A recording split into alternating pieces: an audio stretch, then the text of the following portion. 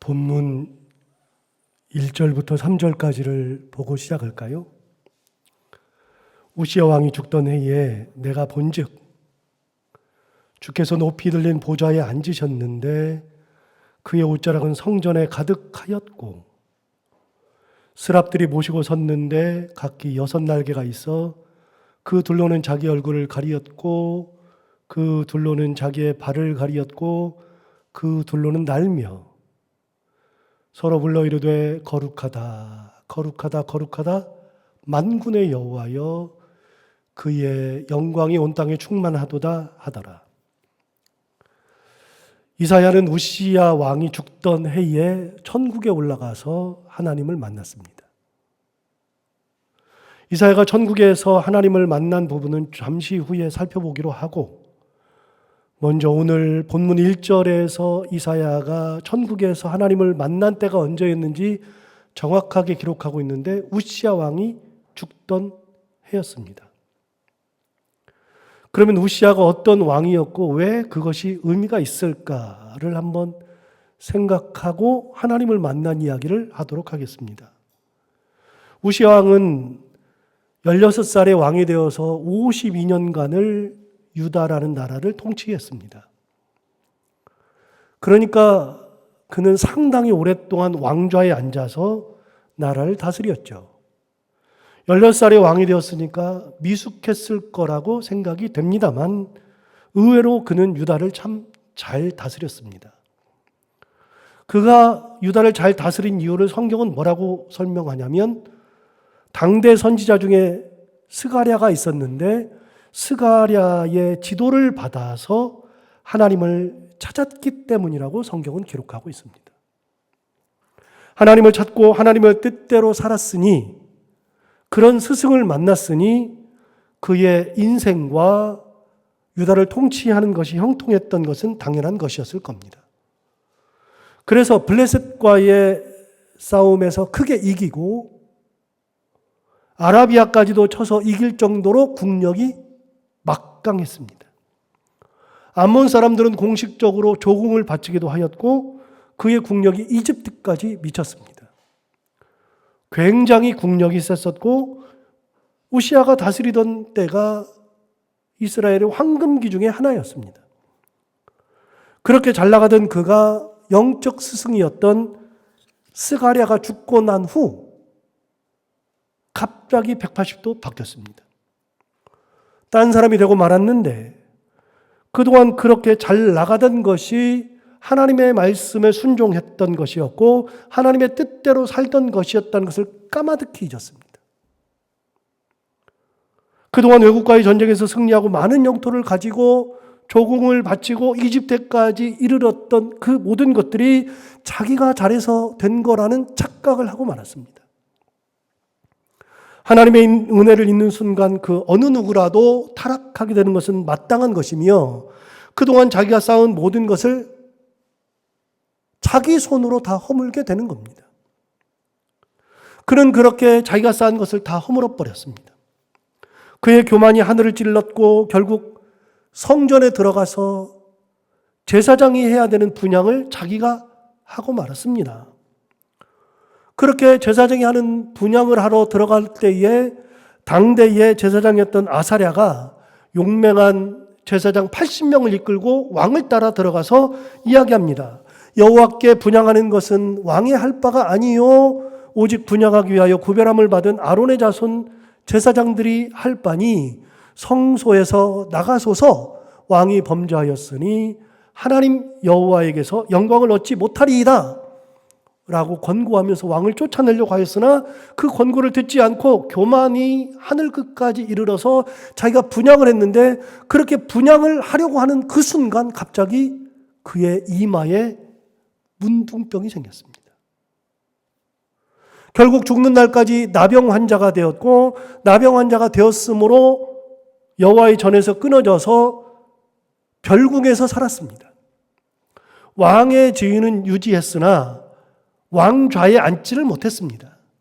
별궁에서 있었기 때문에 그 별궁을 자기 아들이 돌보아 주었고 그렇게 살다가 그렇게 죽었습니다. 결국 그가 죽었을 때에 유다의 왕들, 다윗이 묻혔던 묘실에 들어가는 것이 당연한 건데 다윗의 묘실에 들어가지 못하고 다윗의 그 왕들의 묘실 바로 옆에 있는 조그마한 데에다가 그를 묻었습니다. 그렇게 잘 나가던 왕이었던 우시야가 그렇게 교만해지고 하나님을 떠나게 되었을 때 그런 화가 임했고 나라는 불행한 나라가 되고 말았습니다.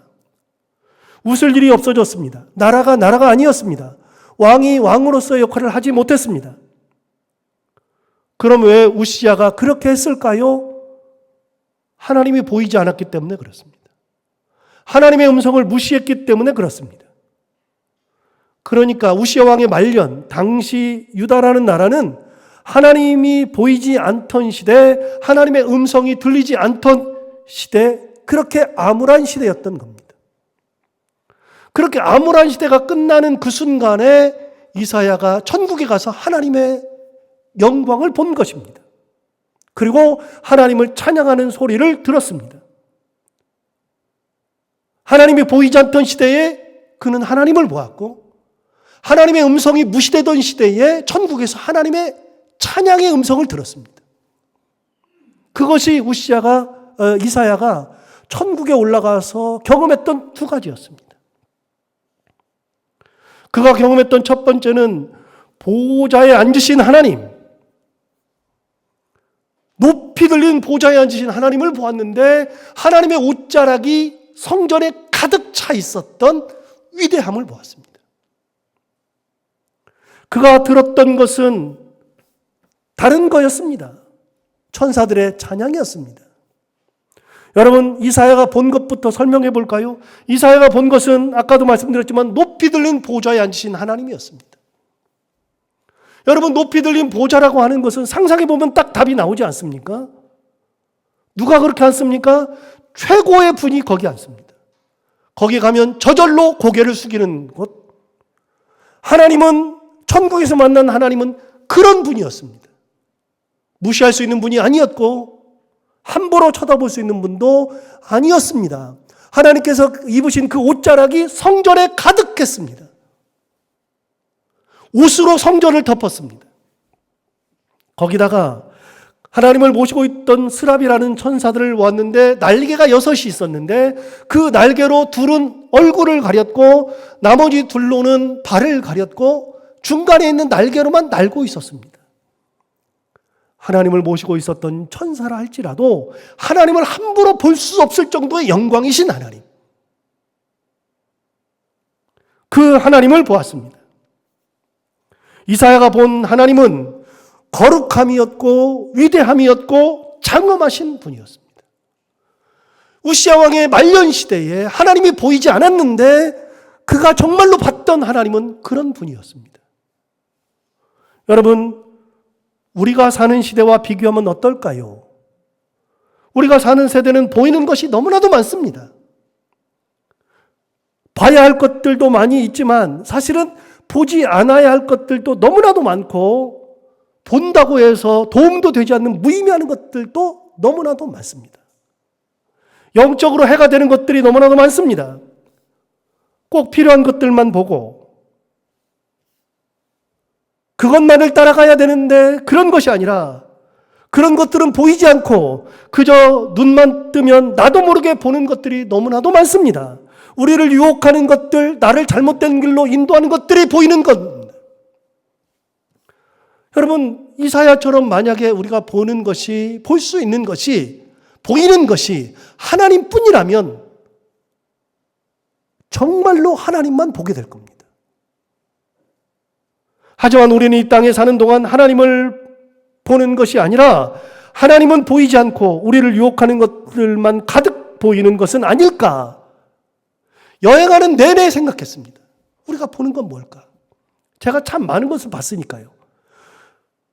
쭉 다니면서 우리가 보는 게 뭘까? 내가 여기 와서 보는 게 뭘까?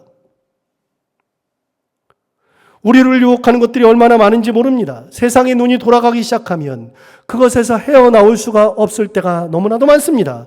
왜 내가 이룬 것에는 만족하지 않고 남의 성공만 보일까요?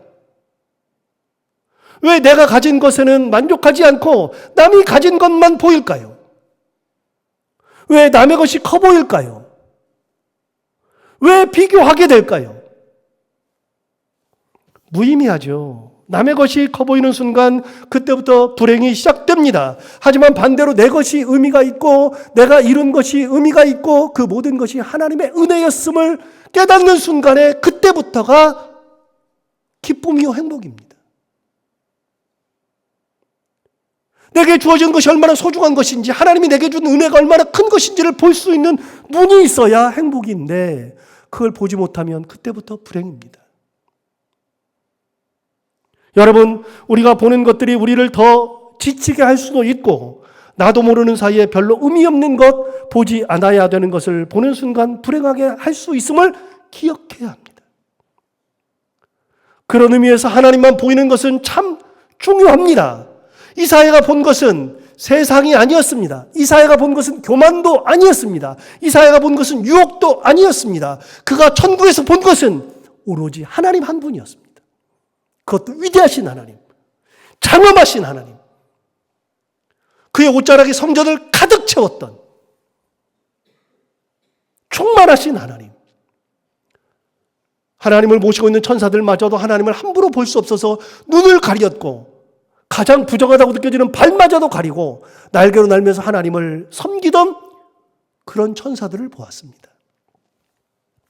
이사야가 본 하늘이 그랬습니다.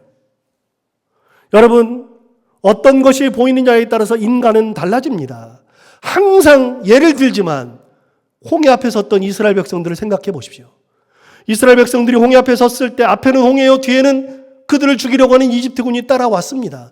그것을 보는 순간 모든 백성들이 갑자기 소리 질렀습니다. 왜 우리를 여기까지 끌고 와서 죽이려 하느냐? 거기는 매장지가 없더냐? 여러분, 하나님이 보이지 않는 순간에 보이는 것은 죽음입니다. 쓸데없는 것이 보이는 순간에, 하나님이 보이지 않는 순간에 우리는 다른 것에 눈이 팔려서 살 것 같지가 않습니다. 하지만 그런 상황에서 하나님을 본 사람이 있었습니다. 모세죠. 모세는 그런 상황에서 하나님을 보고서 이렇게 외칩니다. 그 유명한 출애굽기 14장 13절 14절. 모세가 백성에게 이르되 너희는 두려워하지 말고 가만히 서서 여호와께서 오늘 너희를 위하여 행하시는 구원을 보라. 너희가 오늘 본 애굽 사람을 영원히 다시 보지 아니하리라. 여호와께서 너희를 위하여서 싸우리시리니 너희는 가만히 있을지니라. 모세의 말은 계속해서 하나님이었습니다. 하나님이 너를 위해서 싸우신다. 하나님이 너를 위해서 도우신다. 하나님께서 너희를 위해서 구원하신다. 그걸 봐라. 그렇게 얘기했습니다. 가만히만 있어도 되겠다. 여러분, 최악의 순간에도 우리가 보는 것이 무엇이냐에 따라서 삶이 달라지는 겁니다. 어느 순간에도 하나님은 사라지지 않으시고 하나님은 우리를 버리지도 않으시고 우리와 함께 계시거든요. 영적인 눈을 떠서 보는 사람만 볼 수 있는 그 하나님. 그러니까 최악의 순간에도 하나님을 볼 수만 있다면 그것으로 다 된 겁니다. 이사야가 전국에서 경험한 것은 하나님이 보였다는 겁니다. 다른 것은 전혀 없었습니다. 유혹이 되지 않았습니다. 하나님을 보는 순간에 유혹이 사라집니다. 두 번째, 이사야가 들었던 것은 다름 아닌 찬양이었습니다. 3절에 보시면 이렇게 이야기하고 있지 않습니까? 3절을 다시 보면 이렇습니다. 서로 불러 이르되 거룩하다 거룩하다 거룩하다 만군의 여호와여 그의 영광이 온 땅에 충만하도다. 하나님을 보시는 천사들의 소리입니다. 찬양입니다. 어떤 찬양이냐? 거룩하다 거룩하다 거룩하다 만군의 여호와여 그의 영광이 온 땅에 충만하도다. 천사들의 찬양은 너무나 단순했습니다. 그렇지만 그들의 찬양은 단순을 넘어서서 위대함이었습니다. 광대하심이었습니다. 편만하심이었습니다. 천사들이 하는 것은 하나님을 찬양하는 것이 전부였습니다. 이사야는 천국에서 다른 소리를 듣지 못했습니다. 이사야가 들은 소리는 하나님 찬양 소리입니다.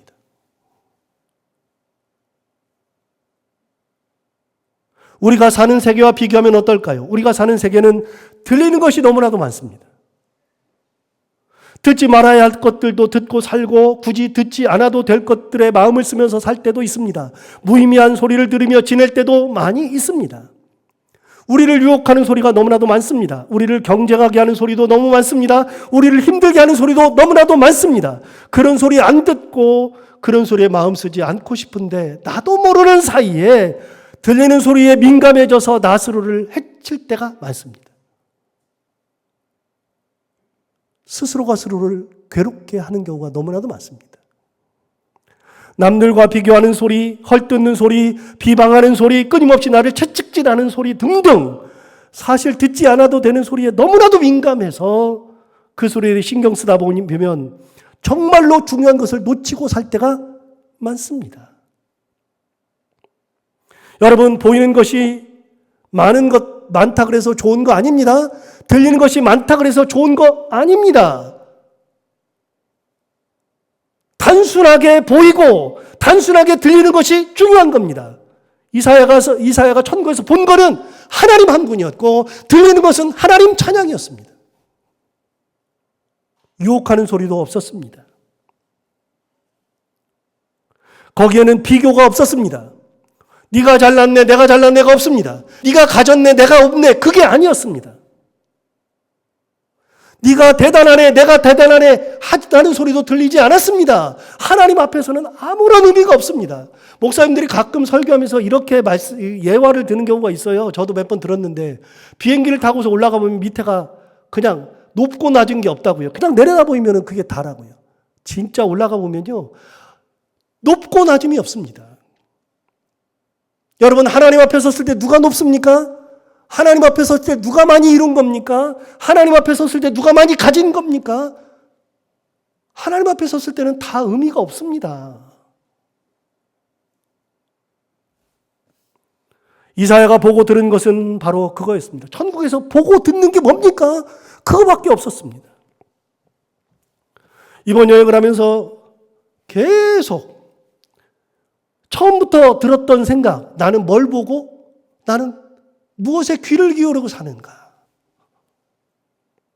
3주간 본 게 얼마나 많았겠습니까? 얼마나 들은 게 많았겠습니까? 나는 뭘 보고 뭘 들으면서 사는가? 제가 보았던 것들은 다른 사람과는 좀 달랐습니다. 보니까 참 많은 사람들이 벌써 해외에 나와 있는데 그 사람들이 보고 다니는 것과 제가 보는 것은 완전히 다릅니다. 그 사람들은 유명한 데를 찾아가지만 저는 사람들이 가지 않는 곳에 찾아갑니다. 무덤에 찾아가고 순교지에 찾아갑니다. 거기서 들은 음성이 많고 본 것들이 너무나도 많습니다. 예를 들어 로마에 갔을 때 볼 것이 너무나도 많았습니다. 역사적 이야기가 참 많고 역사적 유물도 참 많고 역사적 자리가 참 많았습니다만 제가 정작 보고 싶었던 것은 로마에서의 두 인물이었습니다. 과거에도 가서 봤지만 불분명했는데 이번에는 정확하게 다 보고 싶었습니다. 시간이 많으니까. 그 두 분 중에 한 분은 베드로였고 다른 한 분은 사도 바울이었습니다. 놀랍게도 여러분, 두 분은 다 로마에서 다 죽었습니다.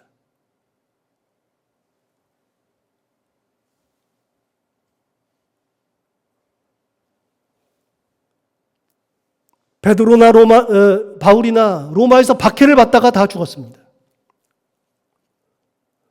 베드로의 경우 그가 로마에서 전도를 하고 큰 기독교 공동체를 이루었을 때 네로의 박해가 시작되었죠. 그 박해로 인해서 참 많은 사람들이 죽었는데 네로를 비롯한 로마의 지배계층은 많은 기독교인들 중에서도 가장 먼저 사도 베드로를 잡아서 죽이는 것이 숙제였습니다. 그래야 공동체가 와야 되니까요. 일단 베드로는 잡히면 모든 기독교인들 앞에서 공개 처형을 받게 되었기에 당시 로마의 성도들이 급히 베드로를 피신하라고 권고했습니다. 설교 때도 몇 번 말씀드렸습니다. 그렇게 베드로는 성도들의 권유를 따라서 급히 로마를 빠져나가 피신하게 되었을 때 그렇게 로마를 막 탈출하는데 아비아가도를 통해서 막 탈출하는데 그 탈출이 성공한 순간 저 멀리서 오는 예수를 만났습니다. 그 유명한 쿠오바데스 도미네. 그때 주님 이렇게 말씀하십니다. 주님 어디로 가십니까? 쿠오바데스 도미네. 그랬더니 주님이 이렇게 말씀하시죠. 네가 버리고 간 로마로 내가 다시 들어가 십자가를 칠 거다. 그 말씀을 듣고 정신이 번쩍 나서 그 자리에서 예수님 대신에 로마로 들어가서 순교했습니다. 그가 예수님을 만난 곳 바로 그곳에 쿠오바데스 도미네 교회가 세워졌고 저는 그곳을 또 가보고 싶었습니다. 그래서 그곳부터 찾았습니다. 거기 가면 예수님의 발자국이 요만하게 있습니다. 발자국이 진짜 있습니다. 믿거나 말거나 저도 가짜일 거라고 생각은 많이 들지만 그 교회의 한 중심에 예수님의 발자국이 딱 있습니다. 대리석에. 너무나도 선명하게. 거기를 또 가보고 싶었습니다. 그리고 그 대리석 앞에 강대상 바로 양쪽에 두 개의 그림이 성화가 그려져 있는데 그 중에 하나가 뭐냐면 베드로가 십자가를 거꾸로 지고 죽는 순교의 장면이 큰 그림으로 그려져 있습니다. 거기서 베드로의 결단을 봅니다. 아, 주님 대신 내가 주님을 위하여. 그 교회에서 은혜를 받고 나오면 아비아가도를 하고서 도로가 큰 도로가 아닙니다. 그냥 편도 1차선이니까 왕복 2차선이니까요. 그러니까 뭐 요즘 조금 더 큰 도로입니다. 그 도로 바로 건너편에 놀랍게도 여러분이 이름만 들으면 알 수 있는 카타콤이 있습니다. 카타콤이 뭡니까? 지하 무덤입니다. 저는 옛날부터 잘못 생각했던 게 하나 있습니다. 알고는 있었는데 카타콤을 박해를 피해서 기독교인들이 들어가서 거기서 동굴을 파고 지하 무덤을 파서 거기서 살다가 거기서 죽은 줄로 생각했는데 이번에 가서 다시 한번 돌아다니다가 번뜩 든 생각, 알고 있었는데 왜 그렇게 생각했을까요? 번뜩 들었던 생각이 뭐냐면 당시의 기독교인들은요, 자기들이 피해서 동굴을 파고서 그 밑에 지하 세계를 파고 거기를 파고 들어간 게 아니라 이미 지하에 무덤이 있었는데 그 무덤으로 피해서 들어간 겁니다. 들어갔을 때 이미 시체가 엄청나게 쌓여 있었습니다. 시체의 곳으로 피해 들어갔습니다. 그리고 그들은 거기에서 평생을 살았습니다. 거기서 죽었던 교황만 해도 5명이 되고 수많은 사람들이 거기에서 순교했습니다. 아예 나와보지도 못한 채 거기에서 인생을 마감했었던 사람들의 카타콤이 쿠오바데스 도미네 바로 앞에 5m밖에 안 되는 곳에 있습니다.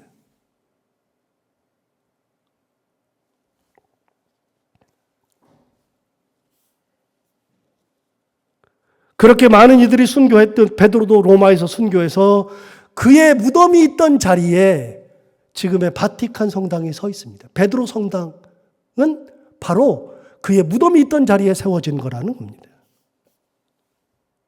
사도 바울은 로마에 끌려가 인생의 마지막을 가택연금으로 수년, 감옥에서 수년을 보내야만 했었습니다. 저는 그가 끌려갔었던 감옥에 가봤고 순교했던 순교터에 가봤습니다. 저도 처음 가봤던 감옥터. 그 감옥터는 지금도 유효합니다. 거기에서 사도 바울이 감옥에 갇혀 있었다는 표시가 있습니다. 거기를 들어가려고 그랬더니 입장료를 1인당 2만 원씩을 받는 겁니다. 사도 바울 감옥터에 2만 원씩이라니 너무나 이렇게 속에서 화가 나가지고요. 안 들어갔습니다. 들어가고 싶었는데.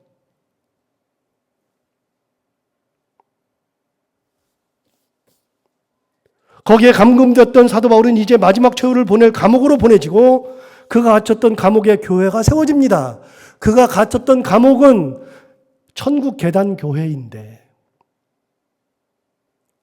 마지막으로 있었던 그곳. 그 교회 지하에 가면 사도 바울이 마지막으로 이 땅에서 마지막으로 계셨던 감옥이 있습니다. 그 감옥은 설 수 없는 곳입니다. 아주 낮은 감옥. 앉아있기도 불편하고 누울 수 있는 길이가 나오지 않습니다. 얼마나 불편하게 있었을까요? 거기서 마지막을 보내고 천국을 갔기에 그 교회 이름을 천국계단교회라고 했을 겁니다. 그리고 그 교회는 둥근 원이 있는 돔이 있는데 그 돔에 그림을 그렸는데 대개 성화를 그리는데 그 돔은 희한하게 별들만 가득 그려놨습니다. 밤하늘의 별들만. 그 별이 뭐냐? 순교했던 사람들을 상징하는 별들입니다. 하늘에 떠 있는 별들. 그래서 천국계단교회라고 이름을 졌지 않았을까? 그 교회에서 나오면 순교터가 약 100m 앞에 교회가 또 서 있습니다. 마지막 감옥과 순교했던 데가 100m 떨어진 곳에 교회가 서 있습니다.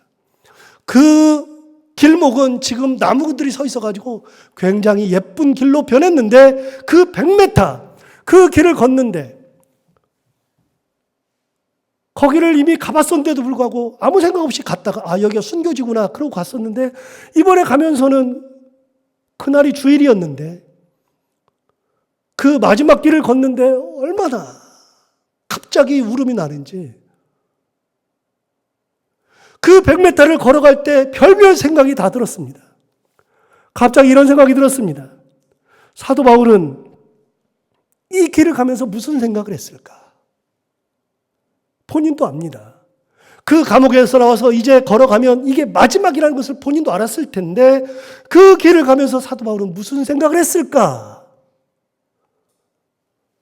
제가 그렇게 얘기했더니 박 목사님 그러시더라고요. 아마 하나님 이제 갑니다. 하나님 제 사명 마치고 갑니다. 그런 생각을 했을 거래요. 저도 별별 생각이 다 들었습니다. 마지막 가는 길. 이 길을 100m만 걸어가면 내가 여기서 처형당하는데, 참수당하는데, 거기서 무슨 생각이 했을까? 그리고 사도 바울은 그 마지막 길을 갈 때, 마지막에 하나님을 어떻게 찬양했을까? 생각하는데, 갑자기 그 생각이 드는 거예요. 사도 바울이 했던 찬양이 뭘까? 그 당시는 있지도 않을 찬양인데 제가 만약에 그 길을 가면 이렇게 찬양했을 것 같아요. 하나님 앞에 울면서 하늘 가는 밝은 길이 내 앞에 있으니. 여러분 이 찬양은 주기철 목사님 순교 영화에서도 마지막 죽을 때 쓴 찬양입니다. 그냥 부르는 찬양 같지만 그 찬양은 마지막 신앙의 고백이 아닐까. 하늘 가는 밝은 길이 내 앞에 있으니. 이렇게 찬양했을 겁니다. 하늘 가는 밝은 길이 내 앞에 있으니 슬픈 일을 많이 보고 늘 고생하여도. 여러분 그 찬양을 부르면서 저도 길을 걸었는데 사도 바울이 이 찬양하면서 가지 않았을까. 그 길을 걷는데 얼마나 눈물도 나면서 이런 생각이 문득 들었습니다. 인생을 한 번 살지. 여러분 인생 몇 번 살죠? 한 번 살죠. 다른 거에 시선이 팔려서 다른 걸 봐도 이 나이고 하나님을 바라보면서 살아도 이 나이고 다른 거에 귀가 막 열려가지고 이런 소리 저런 소리 세상 소리 많이 들어도 이 나이고 하나님의 음성을 듣고 하나님을 찬양하는 소리를 들어도 이 나이고 똑같은 나이인데 그러면 시간이 지나서 우리가 하나님 앞에 갈 때가 얼마 안 남았을 텐데 그 나이가 되었을 때 뭘 보고 살아야 할까? 뭘 듣고 살아야 할까? 여러분 우리가 하나님 앞에 서는 날이 얼마 남지 않았습니다. 거기서 보고 들은 게 뭐냐면 하나님을 봐야 되는 거구나. 하나님의 음성 듣고 살아야 하는 거구나. 하나님을 찬양하면서 살아야겠구나. 여러분 우리가 인생 살면서 가지면 얼마나 가지고 얼마나 누리며 살까요? 다시 한번요. 다른 것을 보고 살아도 이 나이고 하나님을 보고 살았어도 이 나이고 딴짓해도 이 나이고 하나님 앞에 충성했어도 이 나이고 내가 하나님 앞에 헌신했으면 내 인생이 망하는 것이 아니라 하나님 앞에 헌신해도 이 나이에 하나님의 은혜 가운데 살고 있고, 다른 거 봐봐야 같은 나이인데, 세상 같은 나이인데 도대체 뭘 보고 살아야 할까? 뭘 듣고 살아야 할까? 어떻게 살아야 할까? 여러분, 로마를 들러서 나중에 피렌체에 올라왔을 때 갑자기 이 생각이 막 들면서 그 자리에서 설교를 준비했습니다. 진짜 1시간도 안 돼서 이 설교를 준비했습니다. 아, 우리가 봐야 하는 게 있구나. 천국 가서 봐야 할 거, 그리고 천국 가서 들어야 할 것들, 우리가 찬양해야 할 것들이 다 있구나. 여러분, 세상 살면서 다른 거 봐봐야 의미 없죠. 그 다음부터 돌아다니 보니까요, 놀랍게도요, 다 한 번 살았습니다.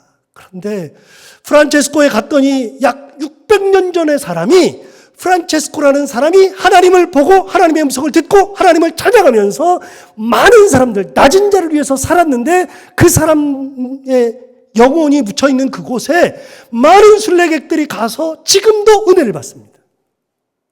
세상에 분주한 저 같은 사람이, 세상에 다른 것에 분주한 모든 사람들이 그 무덤 앞에서, 그의 시신 앞에서 결단합니다. 그 사람은 수백 년이 지났어도 우리의 영혼을 정화시켜 줍니다.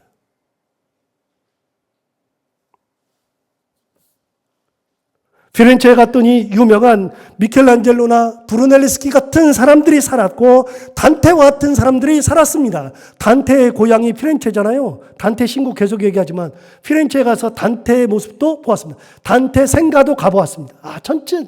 지난번에도 가서 했는데 그때는 못 봤다가 이번에는 단테의 생가도 봤습니다. 그런데 여러분, 놀랍게도 그 사람들도 몇백 년 전에 다 죽었습니다.